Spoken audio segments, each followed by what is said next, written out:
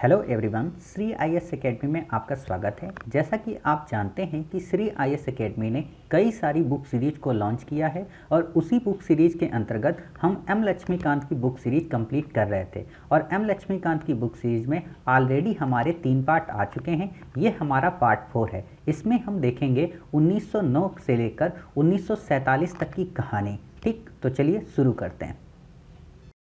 जैसा कि आपने पिछले लेक्चर में देखा था 1892 तक की कहानी और आज हम देखेंगे 1909 से लेकर 1947 तक, यानी कि भारत की आज़ादी तक के एक्ट को हम कंप्लीट करेंगे। तो आपको पता है कि 1892 के अधिनियम में कई सारे प्रोविज़न ऐसे किए गए थे जिससे भारतीयों को इसमें शामिल किया जाने लगा। अब आपके मन में ये आया होगा कि क्या 1892 से लेकर 1909 तक हम डायरेक्ट पहुंचेंगे? तो बिल्कुल भी नहीं। 1892 से लेकर 1909 तक हम डायरेक्ट नहीं पहुंचेंगे।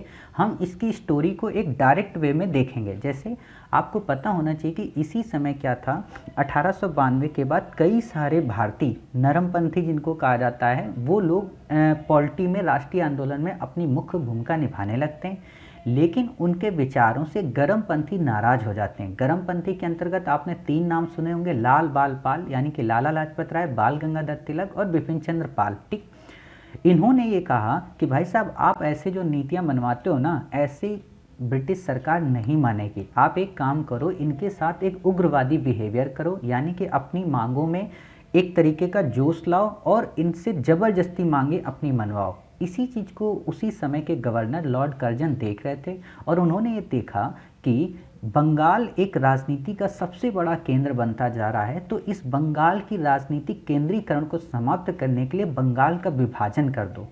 इससे क्या होगा कि अलग अलग क्षेत्र में जब लोग हो जाएंगे तो इससे आंदोलन जो है वो कमज़ोर पड़ जाएगा। उन्होंने 1905 में बंगाल विभाजन की शुरुआत की और बंगाल विभाजन को देखते हुए भारतीय राष्ट्रीय कांग्रेस के लोगों ने या भारतीय राष्ट्रीय आंदोलन के लोगों ने स्वदेशी मूवमेंट शुरू कर दी कि आप ये बंगाल विभाजन को रद्द करो।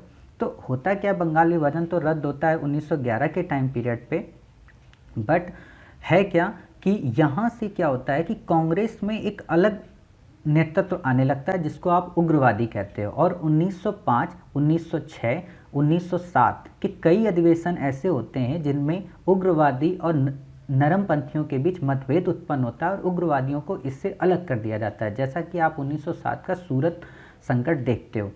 1906 में ही सलीमुल्लाह खां के उस नेतृत्व में ढाका में मुस्लिम लीग का गठन किया जाता है। मुस्लिम लीग का गठन बेसिकली कांग्रेस को कमज़ोर करने के उद्देश्य से ब्रिटिश गवर्नमेंट की प्रेरणा से किया गया। ठीक, अब उसी मुस्लिम लीग ने जब कांग्रेस को काउंटर करने की बात आई तो अंग्रेज़ों ने सोचा कि हम इस मुस्लिम लीग का सहारा लेकर कांग्रेस को काउंटर करेंगे और मुस्लिम लीग को एक अलग प्रतिनिधित्व प्रदान करेंगे, और उसी भावना से प्रेरित ये 1909 का अधिनियम है। ठीक, अब आपके माइंड में आया होगा कि हमने इतनी ब्रीफ में स्टोरी क्यों पढ़ ली। हमने इसलिए इसको पढ़ लिया क्योंकि आपको ये 1909 के अधिनियम की पृष्ठभूमि पता हो, लेकिन इसकी काफ़ी ज़्यादा डिटेल हम मॉडर्न इंडिया की अपनी सीरीज में कंप्लीट करेंगे। ठीक, आप यहाँ पे बस एक बेसिक नॉलेज के लिए देख लें कि हाँ, बंगाल विभाजन या स्वदेशी आंदोलन या मुस्लिम लीग, ये सब 1909 के पहले की घटनाएँ हैं।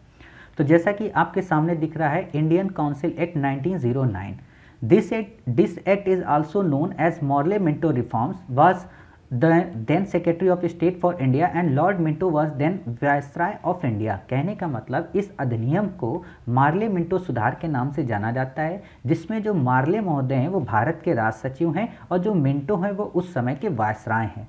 आप हमेशा चाहे मार्ले मिंटो हो या मॉन्टेस्क्यू चेम्सफोर्ड हो, मॉन्टेस्क्यू जो पहला वर्ड आएगा वो राज सचिव होगा और जो चेम्सफोर्ड होंगे वो वायसराय होंगे। ठीक, इसके फीचर क्या हैं? तो आपको जैसा पता है कि it considered increase the size of legislative council both central and provincial, यानी कि इसने केंद्रीय और प्रांतीय विधान परिषदों के आकार में काफ़ी वृद्धि की। और कितनी कर दी इसने? रेज फ्रॉम 16 to 60, यानी कि केंद्रीय परिषद में इनकी संख्या 16 से 60 हो गई। आपको पता है 1892 में इस चीज़ की शुरुआत हो चुकी थी कि लेजिस्लेटिव काउंसिल में लोगों की संख्या को बढ़ाया जाए। ठीक, एक और बात, the number of members in the provincial legislative council was not uniform. कहने का मतलब कि प्रांतीय विधान परिषदों में इनकी संख्या एक समान नहीं थी।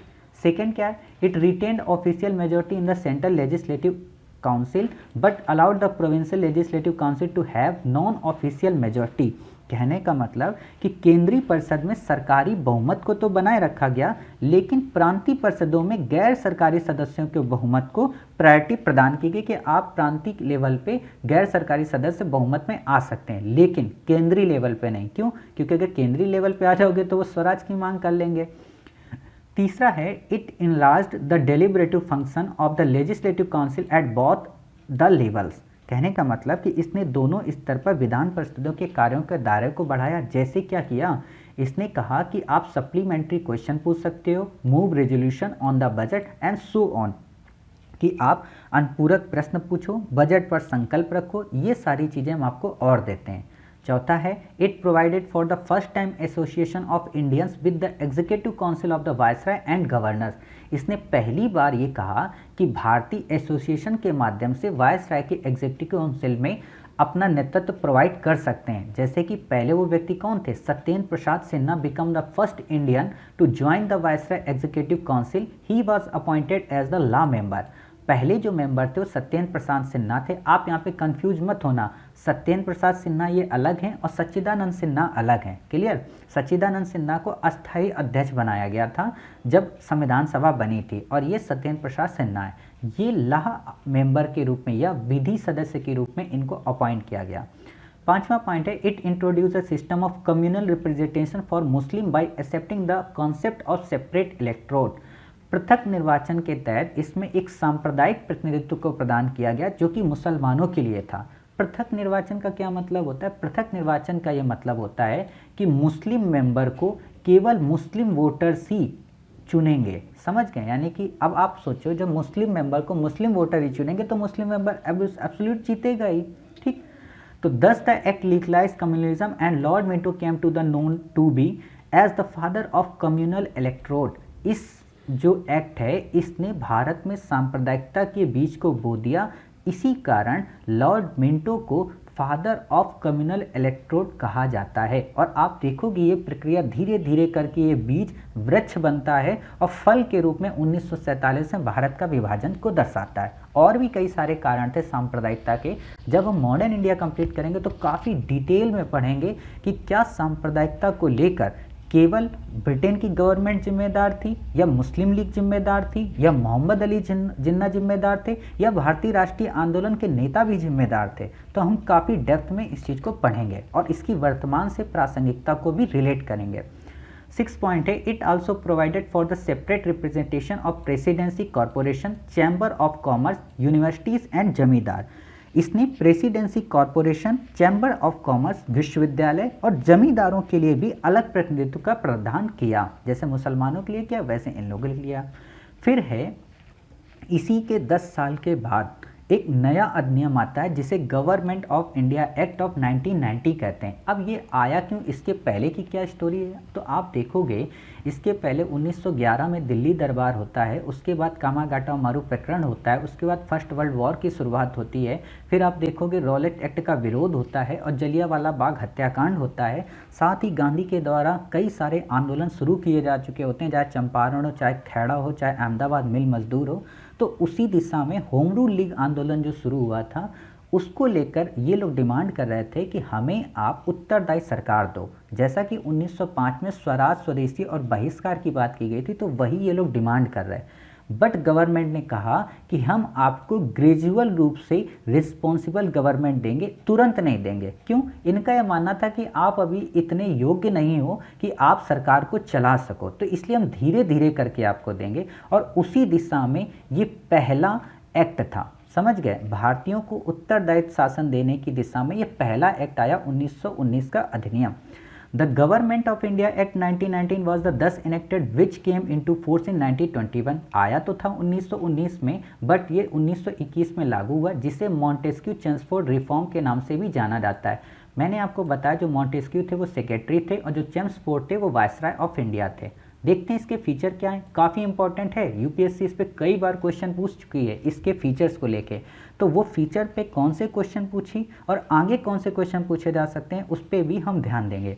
It relax the central control over the provinces by the demarcating and separating the central and provincial subject. कहने का मतलब इसने केंद्रीय और प्रांतीय विषयों की सूची की पहचान की और उन्हें पृथक कर राज्यों पर सेंट्रल के जो नियंत्रण है उसको कम कर दिया।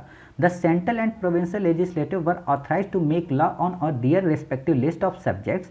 इसने साथ ही ये किया कि वो अपनी सूची के विषयों पर विधान बनाने का अधिकार रख सकते हैं। कौन? Provincial legislative. However, the structure of government continued to be centralized and unitary। साथ ही इसने सरकार का जो ढांचा था उसमें चेंज नहीं किया, उसको केंद्रीय और एकात्मक ही बनाए रखा। दूसरा point, it further divided the provincial subject into two parts, transfer and reserve. इसने क्या किया? प्रोविंशियल जो प्रांतीय विषय उनको दो भाग में बांट दिया, ट्रांसफर और रिजर्व। जो ट्रांसफर होते थे, transfer subject were to be administration by the governor with the aid of minister responsible to the legislative council. इसने क्या किया? जो हस्तांतरित विषय थे उस पर गवर्नर का शासन होता था और वह इस कार्य के लिए किसके प्रति उत्तरदायी होता था? वह इस कार्य के लिए गवर्नर कार्यपालिका परिषद की सहायता से शासन करता था। समझ गए? उन मंत्रियों की सहायता लेता था और उसने क्या किया? विधान परिषद के प्रति उत्तरदायी थे। कहने का मतलब ये जो कार्य करता था, जो ट्रांसफर सब्जेक्ट थे उसका एडमिनिस्ट्रेशन गवर्नर करता था और वो विधान परिषद के प्रति उत्तरदायी होता था। लेकिन दूसरी ओर जो रिजर्व सब्जेक्ट थे on the other hand were to be administration by the governor and his executive council without being responsible to the legislative council. जो आरक्षित विषय होते थे उसके संदर्भ में गवर्नर कार्यपालिका परिषद की सहायता से शासन तो करता था बट वह विधान परिषद के प्रति उत्तरदायी नहीं होता था। ये बातें आपको याद रखनी है कि जो ट्रांसफ़र होते थे उनके लिए उत्तरदायी होता था और जो आरक्षित विषय होते थे उनके लिए वो लेजिस्लेटिव काउंसिल के प्रति उत्तरदायी नहीं होता था। और इसी जो विषयों के भाग को जो डिवाइड किया गया ना, आरक्षित और हस्तांतरित, इसी को द्वैत शासन कहा गया। और यूपीएससी ने इसी पे क्वेश्चन पूछा था कि द्वैत शासन का सामान्य अर्थ है, तो आप बताओगे कि प्रांतीय विषयों का दो भागों में विभाजन। क्लियर? फिर है it introduce for the first time bicameralism and direct election in the country. आपसे क्वेश्चन पूछा जा सकता है कि पहली बार देश में द्विसदनीय व्यवस्था और प्रत्यक्ष निर्वाचन की शुरुआत किस अधिनियम के अंतर्गत की? तो 1990 के अधिनियम के अंतर्गत ये व्यवस्था की गई। Thus, the Indian Legislative Council was replaced by a bicameralism legislative consisting of an upper house and a lower house. The majority of the members of both houses were chosen by direct election। इस अधिनियम ने क्या किया कि पहली बार देश में द्विसदनीय व्यवस्था को इम्प्लीमेंट किया और साथ ही भारतीय विधान परिषद के स्थान पर द्विसदनीय व्यवस्था यानी कि राज्यसभा और लोकसभा का गठन किया। और एक और बात, जो दोनों सदनों के बहुसंख्यक सदस्य होते थे ना, उनको प्रत्यक्ष निर्वाचन के माध्यम से निर्वाचित किया जाता था। क्लियर इतनी बातें? अब हमारा है चौथा point, it required that the 3 of the 6 member The Viceroy Executive Council other than Commander in Chief were to be Indian। कहने का मतलब जो वायसराय की कार्यकारी परिषद के 6 सदस्य होते थे उनमें अब 3 सदस्यों का भारतीय होना अनिवार्य कर दिया गया। क्लियर? पांचवा पॉइंट है it extended the principle of communal representation by providing separate electorate for Sikh, Indian Christian, Anglo Indians and Europeans. आपको पता है कि 1909 के अधिनियम में मुसलमानों को सेपरेट इलेक्टोरेट प्रोवाइड किया गया था और उसी व्यवस्था को इन्होंने बढ़ाया सिखिज्म में, इंडियन क्रिश्चियन में, एंग्लो इंडियंस और यूरोपियंस को भी प्रोवाइड कर दिया कि इनको भी इन्हीं के लोग चुनेंगे। ठीक। छठा है it granted franchise to a limited number of people on the basis of property, tax और एजुकेशन। कुछ सीमित लोगों को आय के आधार पे, कर के आधार पे और शिक्षा के आधार पे वोटिंग का राइट प्रोवाइड किया गया। It created a new office of the High Commissioner for India in London and transferred to him some of the function hitherto performed by the Secretary of India, Secretary of State for India। इसने क्या किया कि London में भारत के एक उच्चायुक्त कार्यालय का गठन किया। वो क्या करेगा? भारत सचिव के द्वारा जो कार्य किए जा रहे थे उनमें से कुछ कार्यों को उसको हस्तांतरित कर दिया गया। समझ गए? अब आप देखोगे धीरे धीरे आगे जब 1935 का अधिनियम देखोगे तो जो भारत परिषद का गठन 1858 के अधिनियम में किया गया था उसे भी समाप्त कर दिया जाता है क्योंकि हाई कमिश्नर का पद ऑलरेडी गठन हो चुका है। आठवां पॉइंट है it provided for the establishment of a public service commission, जिसको आज आप यूपीएससी के नाम से जानते हो। हालांकि उस समय यूपीएससी उसका नाम नहीं होता था, वो आपको 1935 में देखने को मिलेगा। 1935 के अधिनियम में इसमें एक लोक सेवा आयोग का गठन किया गया और 1926 में सिविल सेवकों की भर्ती के लिए केंद्रीय लोक सेवा आयोग का गठन किया। 9वां पॉइंट है, it separated for the first time provincial budget from the central budget and authorise the provincial legislature to enact their budget. इसने क्या किया, पहली बार केंद्रीय बजट को राज्यों के बजट से अलग कर दिया और राज्य विधानसभाओं को अपना बजट स्वयं बनाने के लिए अधिकृत किया। ठीक, लास्ट पॉइंट, इसने ये व्यवस्था की, it provided for the appointment of a statutory commission to inquire into the report on its working after 10 years of its coming into force. इसने ये भी कहा कि हम ये उत्तरदायी शासन आपको दे रहे हैं और 10 वर्षों के बाद हम चेक करेंगे कि क्या आप उत्तरदायी शासन चलाने के योग्य हो गए हो, और अगर उस कमीशन ने सिफारिश कर दी कि आप हो गए तो हम आपको शासन दे देंगे, स्वराज दे देंगे। बट हुआ क्या कि इन्होंने 10 वर्ष के पहले ही साइमन नाम के एक व्यक्ति के नेतृत्व में एक आयोग का गठन किया जो इस चीज़ की जांच कर रहा था। तो कई सारे लोगों ने इसका विरोध किया। विरोध करने का एक कारण तो ये था कि इसमें कोई भी व्यक्ति भारतीय नहीं था। दूसरी बात ये थी कि इसकी जो बातें थी वो स्वराज देने की अभी भी नहीं थी। ये कह रहे थे कि अभी थोड़ा रुको और रुको, और आप देखोगे साइमन कमीशन के बाद ही भारतीयों ने कहा भाई साहब अब हमें स्वराज भी नहीं चाहिए, अब हमें क्या चाहिए, पूर्ण स्वराज। और आप देखोगे लाहौर अधिवेशन इसी चीज़ को लेकर होता है, दांडी मार्च इसी को लेकर होता है, सविनय अवज्ञा आंदोलन इसी चीज़ को लेकर होता है, और गोलमेज सम्मेलन के अंतर्गत कांग्रेस दूसरे गोलमेज सम्मेलन में शामिल भी होती है। बट निराश होकर गांधी वापस आते हैं और आप देखोगे कि फिर से उसके बाद सविनय अवज्ञा आंदोलन की शुरुआत होती है। ये स्टोरी बेसिकली मॉडर्न इंडिया की है, तो हम वहीं पे इस चीज़ को देखेंगे। बस आप यहाँ पे ये देख लो कि 1927 में साइमन आयोग का गठन हुआ जिसमें 7 मेंबर थे और उसमें कोई भी व्यक्ति भारतीय नहीं था। ठीक, इसने कई सारी सिफारिशें की, जैसे abolition of diarchy, extension of responsible government in the provinces, establishment of a federation of India and principally state, continuing of communal electorate and so on। यानी कि इसने कई सारी ऐसी सिफारिशें की कि आप द्वैत शासन प्रणाली, राज्यों में सरकारों का विस्तार, ब्रिटिश संघ की स्थापना और सांप्रदायिक निर्वाचन व्यवस्था को जारी रखें। और इन्हीं चीज़ को जो इसने बातें बताई, इन्हीं चीज़ को डिस्कस करने के लिए ब्रिटेन में 3 गोलमेज सम्मेलन की शुरुआत हुई। गोलमेज सम्मेलन का मतलब होता है एक मेज होती गोल गोल, उसके चारों किनारे सारे लोग बैठे होते हैं, इसलिए उसको गोलमेज सम्मेलन कहा गया। और उसमें कुछ बातें निकल कर आई जिसको आप 1935 के अधिनियम में भी देखोगे। हालांकि इसके पहले क्या होता है कि वहाँ के जो प्रधानमंत्री होते हैं रैमजे मैकडोनाल्ड, उन्होंने क्या किया कि कम्युनल अकॉर्ड अवार्ड नाम का एक प्रपोजल लॉन्च किया। इसमें यह हुआ कि अभी तक जो रिप्रेजेंटेशन होता था वो अल्पसंख्यक जो लोग होते थे, उसके साथ साथ मुसलमान, Sikh, Indian Christian, Anglo Indians, Europeans को तो था, अब इसे डिप्रेस्ड क्लासेस के लिए भी अप्लाई कर दिया गया, यानी कि जो दलित वर्ग थे उनको भी इस चीज़ के लिए शामिल किया गया। तो इसको लेकर गांधी जी काफ़ी नाराज हुए और उन्होंने यरवदा जेल में एक अनशन किया, जिसको लेकर बाद में पूना पैक्ट होता है। पूना पैक्ट आपसे पूछा जा सकता है तो कम्युनल अवार्ड से रिलेटेड था। पूना पैक्ट में ये डिसाइड किया गया कि भाई साहब आप पृथक निर्वाचन को छोड़िए और हम क्या करेंगे कि आरक्षण की व्यवस्था करेंगे। आरक्षण के अंतर्गत होगा क्या कि आपको वही हिंदू चुनेंगे जो हिंदू अभी आपको नहीं चुनते थे। समझ गए? तो इस तरीके से क्या है और डिटेल में वो हम मॉडर्न इंडिया की सीरीज में कंप्लीट करेंगे। और इसी चीज़ को देखते हुए, साइमन आयोग की रिपोर्ट को देखते हुए गवर्नमेंट ऑफ इंडिया एक्ट 1935 आया। इस एक्ट की कई सारे फीचर काफ़ी इंपॉर्टेंट है। यूपीएससी 2018 में इसमें क्वेश्चन काफ़ी बार पूछ चुकी है और उसके पहले भी पूछा, तो देखते हैं ये क्या है। The act marked a second milestone towards a completely responsible government in India. कहने का मतलब कि भारत में पूर्ण उत्तरदायी सरकार के गठन की दृष्टिकोण से ये एक मील का पत्थर साबित हुआ। दूसरा माइलस्टोन क्लियर। पहला माइलस्टोन कौन सा था? 1919 का। ठीक, साथ ही इसने क्या किया, एक विस्तृत लंबा दस्तावेज था। इसमें 321 सेक्शन थे और 10 शेड्यूल थे। इस फीचर्स, इसमें कई सारे ऐसे फीचर हैं जिनको ऑलरेडी हमने संविधान में अडॉप्ट किया है, बट इसके उस समय के फीचर को देख लेते हैं। तो आप देखोगे पहला फीचर है, it provided for the establishment of an all India federation consisting of provinces and princely state as units. इसने अखिल भारतीय संघ की स्थापना की जिसके अंतर्गत राज्य और रियासतों को एक इकाई की तरह माना गया। ठीक, इसने क्या किया, पावर्स को डिस्ट्रीब्यूट किया central and unit term of 3 list, federal list, provincial list and concurrent list, जिससे कि आज आप देखते हो संघ सूची, राज सूची और संवर्ती सूची।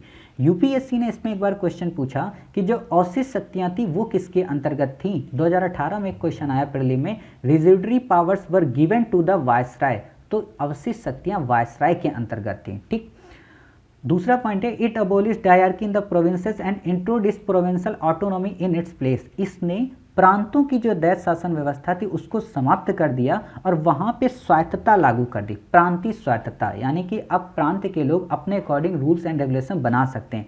और इसने क्या किया कि जो द्वैत शासन प्रांतों में था उसे वहां से समाप्त कर केंद्र में द्वैत शासन व्यवस्था लागू की। याद रखना 1919 में केंद्र में द्विसदनी व्यवस्था आई थी और 1935 में केंद्र में द्वैत शासन लागू हुआ। क्लियर। जैसा कि आप तीसरा पॉइंट देखोगे, it provided for the adoption of diarchy at central, consequently the federal subject were divided into reserve subject and transfer subject, already मैंने पढ़ा दिया। चौथा है it introduce bicameralism in 6 out of 11 provinces, इसने क्या किया कि 11 राज्यों में से 6 में द्विसदनी व्यवस्था प्रारंभ की। आपसे क्वेश्चन पूछा जा सकता है कि सभी राज्यों में द्विसदनी व्यवस्था प्रारंभ की, तो ऑप्शन गलत हो जाएगा। 10 लेजिस्लेटर वो कौन कौन सी थी, Bengal, Bombay, Madras, Bihar, Assam and United Provinces, संयुक्त प्रांत, जिसको आज आप उत्तर प्रदेश के नाम से भी जानते हो। पांचवा point, it further extended the principle of communal representation by providing separate electorates for depressed classes, women and labour. कहने का मतलब इसने दलित जातियों, महिलाओं और मजदूर वर्ग के लिए अलग से निर्वाचन की व्यवस्था कर सांप्रदायिक प्रतिनिधित्व व्यवस्था का विस्तार किया। ठीक। छठा पॉइंट है it abolish the council of India established by the government of India act 1858, इसने क्या किया, भारत शासन अधिनियम 1858 के द्वारा स्थापित भारत परिषद को समाप्त कर दिया। आप याद करो 15 सदस्यीय भारतीय परिषद का गठन किया गया था जो भारत के राष्ट्र सचिव को सलाह देगी। क्लियर। और आप देखोगे कि 1947 तक आते आते भारत सचिव का पद भी समाप्त कर दिया जाता है। सातवां point, it extended franchise about 10% of the total population got the voting right. कहने का मतलब मताधिकार का विस्तार किया और लगभग 10% जनसंख्या को वोटिंग का राइट दिया। आप कितने सौभाग्यशाली हो कि जब हमारा देश आज़ाद हुआ तो हमारे फाउंडिंग फादर्स ने सार्वभौमिक वैश्य मताधिकार दिया, जो कि दुनिया के किसी भी संविधान में नहीं था। आप अमेरिका को देखोगे, अमेरिका जब आज़ाद हुआ तो उसने सभी नागरिकों को वोटिंग राइट नहीं दिया। फ्रेंच जब आज़ाद हुआ तो उसने सभी को वोटिंग राइट नहीं दिया, यहाँ तक कि ब्रिटेन ने भी सभी को वोटिंग राइट नहीं दिया। बट इंडिया दुनिया का एकमात्र ऐसा देश था जो आज़ाद हुआ और आज़ाद होने के बाद एक सार्वभौमिक वैश्य मताधिकार दिया, यानी कि हर एक व्यक्ति को जो वोटिंग राइट के अंतर्गत एप्लीकेबल है वो वोट कर सकता है बिना किसी भेदभाव के। आठवां पॉइंट है it provided for the establishment of a reserve bank of India. आप देखते हो कि जो आज आरबीआई है, हालांकि आरबीआई का गठन तो 1949 में राष्ट्रीयकरण के तहत किया गया, बट इसके पहले जो इसका गठन हुआ था वो 1935 के भारत शासन अधिनियम के अंतर्गत ही हुआ था। तब ये ब्रिटेन की संस्था होती थी और जब देश आज़ाद हुआ तो 1949 में इसका राष्ट्रीयकरण कर दिया गया। राष्ट्रीयकरण का क्या मतलब है, आरबीआई के कौन से कार्य हैं, आरबीआई की क्या भूमिका है इंडियन इकोनॉमी को लेके, वो जब हम इंडियन इकोनॉमी की सीरीज शुरू करेंगे तो उसमें काफ़ी अच्छे तरीके से टैकल करने की कोशिश करेंगे। नौवां point, it provided for the establishment of not only a federal public service commission but also a provincial public service commission and joint public service commission for 2 और मोर प्रोविंसेस। कहने का मतलब इसने न केवल संघीय लोक सेवा आयोग की स्थापना की बल्कि प्रांतीय लोक सेवा आयोग और 2 या अधिक राज्यों के लिए संयुक्त लोक सेवा आयोग का भी गठन किया। 10वां point, it provided for the establishment of a federal court. आप याद करिए जब 1773 का अधिनियम मैं आपको पढ़ा रहा था तो मैंने आपको बताया था कि सुप्रीम कोर्ट की स्थापना तो 1773 में हुई है, लेकिन संघीय न्यायालय की स्थापना 1935 के अधिनियम में हुई। तो ये वही प्रोविजन है। फिर आप देखोगे 1935 के अधिनियम के बाद कई सारी भारतीय या आप कह सकते हो इंडियन नेशनल कांग्रेस विधान परिषदों में जाती है, लेकिन सेकेंड वर्ल्ड वॉर में बिना अनुमति के भारतीयों को शामिल कर देने से भारतीय काफ़ी नाराज होते हैं और उसी चीज़ को लेकर भारतीय उस समय के जो लिनलिथगो थे, गवर्नर वायसराय थे, उनसे ये डिमांड करती कि आप हमें आज़ादी दो तभी हम सेकेंड वर्ल्ड वॉर में शामिल होंगे। अब आपके माइंड में आया होगा ऐसा क्यों बोल रहे थे, क्योंकि फर्स्ट वर्ल्ड वॉर में इसी शर्त के तहत भारतीयों को शामिल कराया गया था, बट उन्होंने कुछ नहीं दिया। तो इसको लेकर क्या हुआ कि अगस्त घोषणा की गई, अगस्त प्रस्ताव आया। ये क्या थे, हम इनको मॉडर्न इंडिया की सीरीज में देखेंगे। और फिर आप देखोगे कि 1942 में के पहले क्रिप्स प्रस्ताव आता है, उसके बाद भारत छोड़ो आंदोलन, फिर आप देखोगे शिमला समझौता होता है, कैबिनेट मिशन आता है, और 1947 में अंततः डिक्लेयर कर दिया जाता है 20 फरवरी 1947 को ब्रिटिश प्राइम मिनिस्टर क्लीमेंट एटली के द्वारा, क्योंकि उस समय वहाँ की सरकार बदल जाती है कि जो हमारे अंग्रेज हैं वो 30 जून 1948 तक भारत से अपना शासन समाप्त कर लेंगे। अब जब ऐसी डिमांड आती है तो कई सारे जो भारतीय, चाहे मुस्लिम लीग हो या इंडियन कांग्रेस, वो चिंतित होते हैं कि जो हमारा देश आज़ाद होगा वो क्या एक मुल्क होगा या विभाजित होगा। तो आपको पता है कि मुस्लिम लीग की डिमांड ये थी कि भाई साहब आप हमें पाकिस्तान नाम का एक अलग क्षेत्र दे दो और हम अपना अलग रहेंगे, हम इंडिया के साथ में नहीं रह सकते। ऐसा उन्होंने क्यों कहा, इसके पीछे क्या कारण थे, ये हम मॉडर्न इंडिया की सीरीज में काफ़ी अच्छे से टैकल करेंगे। इस प्रॉब्लम को सॉल्व करने के लिए लॉर्ड माउंटबेटन को गवर्नर जनरल बनाकर भेजा गया। अब आपके मन में आया होगा लॉर्ड माउंटबेटन को वायसराय ऑफ इंडिया बनाकर क्यों भेजा गया। तो इसलिए भेजा गया, ये थोड़ा इंटरेस्टिंग फैक्ट है कि लॉर्ड माउंटबेटन, पंडित जवाहरलाल नेहरू, उनकी पत्नी एडवीना माउंटबेटन यानी कि लॉर्ड माउंटबेटन की पत्नी, और मोहम्मद अली जिन्ना एक ही यूनिवर्सिटी में पढ़े थे इंग्लैंड में। तो ये हुआ कि दोस्ती के नाते इन दोनों को परसुएट कर सकते हैं। ठीक, तो देखेंगे कि इन्होंने किस तरह से भारत के विभाजन को सक्सेसफुली वो किया और किस तरीके से भारत और पाकिस्तान नाम के दो डोमिनियन स्टेट्स उभर कर आए। आपके माइंड में कई बार ये रहता होगा कि ये डोमिनियन स्टेट्स का क्या मतलब होता है।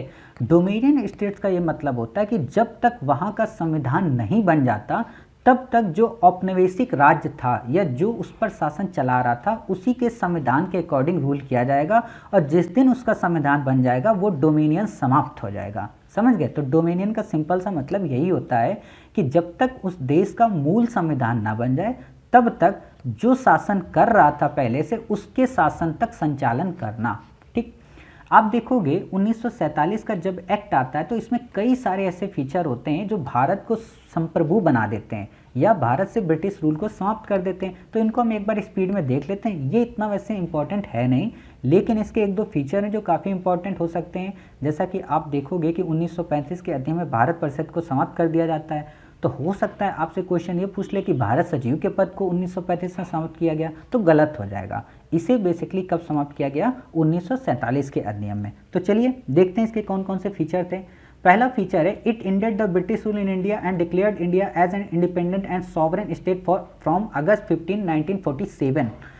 इसने भारत में ब्रिटिश राज को समाप्त किया और 15 अगस्त 1947 को इसे स्वतंत्र और संप्रभु राष्ट्र घोषित कर दिया। संप्रभु का क्या मतलब होता है, ये आगे जब हम प्रियम्बल पढ़ेंगे तो काफ़ी डिटेल में पढ़ेंगे और ये भी देखेंगे कि क्या वर्तमान में हमारा मुल्क, हमारा देश भारत सॉवरेन है, और नहीं है तो क्यों नहीं है, और है तो क्यों है।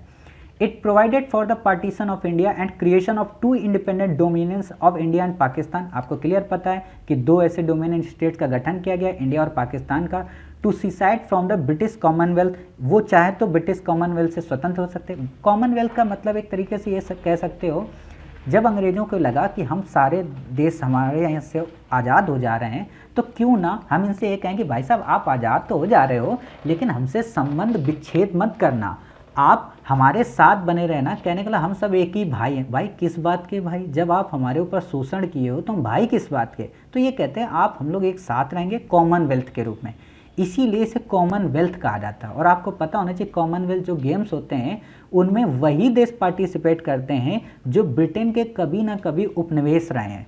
ठीक, और भी डिटेल में हम कॉमनवेल्थ को पढ़ेंगे जब हम इंडिया की IR पॉलिसी को पढ़ेंगे। ठीक, कि क्या कॉमनवेल्थ में शामिल होना इंडिया की संप्रभुता का हनन है, इस ऐसे क्वेश्चन को टैकल करेंगे। तीसरा point, it abolished the office of viceroy and provided for each dominions of governor general who was to be appointed by the British king on the advice of the dominion cabinet. कहने का मतलब इसने viceroy का पद समाप्त कर दिया और उसके स्थान पर दोनों डोमिनियन राज्यों में गवर्नर जनरल के पद का सृजन किया। और आपको पता होना चाहिए कि भारत में जो प्रथम गवर्नर जनरल बने वो कौन थे, लॉर्ड माउंटबेटन, और पाकिस्तान के जो प्रथम गवर्नर जनरल थे वो कौन से थे, मोहम्मद अली जिन्ना। अब आपके मन में कन्फ्यूजन होगा कि फिर वहाँ का प्रधानमंत्री कौन था, तो वहाँ के पहले प्रधानमंत्री थे लियाकत अली खान। ठीक, तो ये चीज़ें आपको याद रखनी है।